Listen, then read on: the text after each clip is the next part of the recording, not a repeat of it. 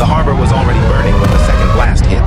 Battleships rolled in black smoke while Zeros screamed overhead, and men died without understanding the sky. Minutes earlier, Pearl Harbor still looked almost peaceful, but radar and scattered warnings had already glimpsed the first wave coming.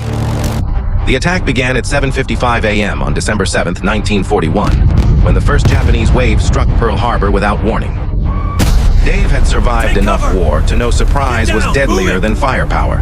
Men could fight bullets, but not confusion arriving faster than thought. Brick trusted structure more than panic. In his mind, survival began by turning chaos into sectors, targets, and immediate priorities. Pearl Harbor was struck by two waves.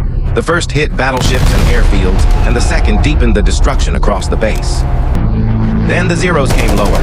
Strafing runs slashed across decks and roads, making exposed men feel smaller than the machine hunting them. He's hit! Brick did not explain the attack like a lecture. He showed it with hand signals, lines on soot, and the angle of falling Dave. bombs. Coordinates are locked. Japanese carrier aircraft attacked with torpedo planes, dive bombers, and fighters, giving the strike depth, speed, and lethal concentration. The A6M0 was Japan's premier carrier fighter, used with great effect early in the war and seen over Pearl Harbor that morning. Dave had learned a brutal rule of bombardment. The worst sound was not the blast, but the second of waiting before it. Brick understood what the enemy wanted: cripple ships, wreck airfields, and keep Americans too stunned to organize real resistance. Every second mattered. The base was waking into disaster, and survival depended on how fast shock could turn into action. Pearl Harbor began where surprise, technology, and unreadiness collided, and both Dave and Brick knew the next minutes would be worse. Are inbound. Brick knew the harbor was not just under attack. It was being dismantled in layers. Ships first, air power second, confusion everywhere. The attack force launched 353 aircraft in two waves from 6 carriers, overwhelming the base with concentrated speed and coordination. Dave watched the water itself become a weapon. A torpedo wake across a calm harbor was almost too clean for such destruction. Brick never taught tactics as theory. He pointed from wake lines to bomb angles, turning panic into a map of enemy intention. Japanese aerial torpedoes were modified for Pearl Harbor's shallow water, using special fittings to survive entry and run true. That was the real elegance of the strike. Every weapon hit a roll, and every roll fed the next collapse. Keep it down! Dave moved because stillness on an exposed deck meant death. Veteran instinct forced him lower, faster, and more precise than fear allowed. Even under attack, Brick kept one rule intact: never let panic compress living men into one easy target. The Zero dominated the early Pacific Air War, and 125 A6M2s participated in the Pearl Harbor attack from 6 carriers. Fire! The guns mattered, but reaction mattered more. Not now! Weapons unmanned or delayed became silent proof that surprise had already won. Move! 5, Brick's battlefield education was simple. 3, Read the enemy's rhythm, 1. break its pattern once, and maybe buy enough time to breathe. Move! For a moment, one sector went quiet. That silence felt worse than noise because everyone knew another pass was building. Get down! That was where experience mattered. Young men chased stillness. Veterans suspected it because attacks breathed before striking again. Keep firing on that By now, Pearl Harbor revealed its central lesson. Superior preparation in attack could turn a base into a target before it became a defense.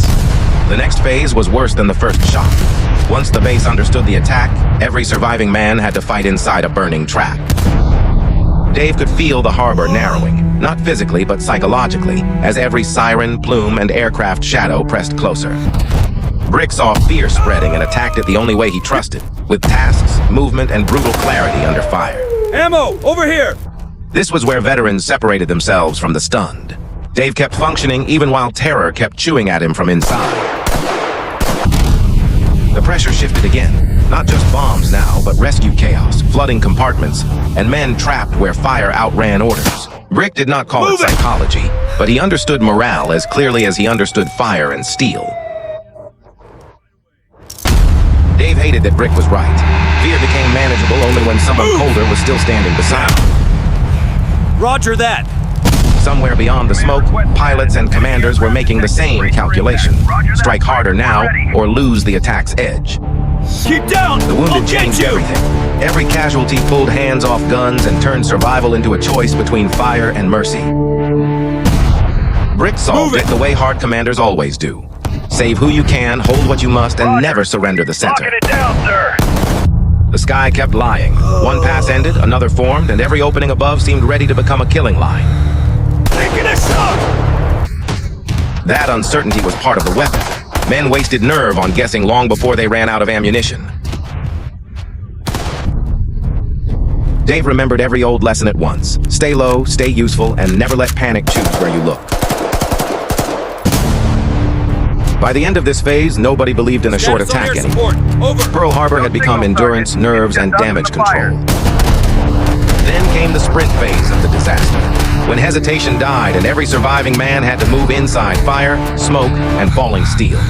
Dave felt his body moving ahead of thought now. Training, trauma, and survival instinct fused into one brutal mechanical rhythm. Brick understood the next few minutes would decide whether the defense bent and recovered, or drowned inside pure chaos. The sky convulsed with movement. Not enough to track every plane, only enough to know another strike was already inside range. See them. When the pressure hit again, it hit like a wall. Low, fast, and close enough that every command had to be screamed. Fall back. Dave stopped feeling brave. He was only functional Take now. cover! A wounded Reloading! nervous system carrying duty through organized destruction. Brick countered the assault with Copy shape, that, Sergeant. not Moving. emotion. Blue team He kept crossing bending our the defense into area. angles the Sergeant. attack could not consume cleanly. Push through.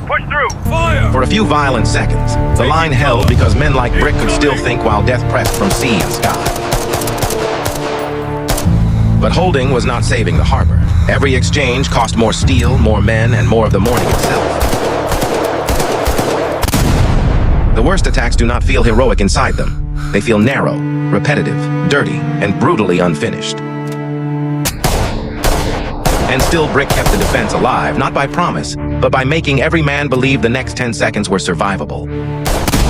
By late morning, survival was no longer about courage. It was about holding order together at the edge of total ruin. The attack's last phase did not feel like relief. It felt like exhaustion drowning inside smoke, heat, and the knowledge of irreversible damage. Dave feared the silence after bombardment almost as much as the bombs. Silence let memory catch up with the body. Fire control. Brick prepared for aftermath the same way he prepared for battle, by reducing panic into checks, sectors, and the next necessary order. Survival now depended on restraint. One careless move around wreckage, fuel, or ammunition could finish what the planes had started. In disasters like this, men do not conquer fear. They negotiate with it minute by minute and call the result duty. Brick kept them alive by making the next hour smaller. Not victory, not revenge, just the next sector, the next rescue, the next breath. By the time the attack ended, thousands were dead or wounded, and the harbor had become a lesson written in fire and water. Pearl Harbor left 2,403 Americans dead and 1,178 wounded, while the attack sank or damaged 21 U.S. ships. Dave would survive this morning, but not leave it untouched. Bodies can walk away from shock long before minds do. Brick would never call this defeat in a romantic way. He would call it a lesson paid for in unreadiness. Further orders. Over. That is the real shape of Pearl Harbor. Not legend, not slogan, but disciplined men enduring terror one decision at a time. And if this story hit you hard, remember why disasters must be studied honestly. Bad memory writes the next surprise. History remembers the battleships, the zeros, and the explosions. The men inside remembered the waiting, the noise, and the fear. Like, subscribe, and share now, because the next real battlefield lesson is already waiting in history's blind spot.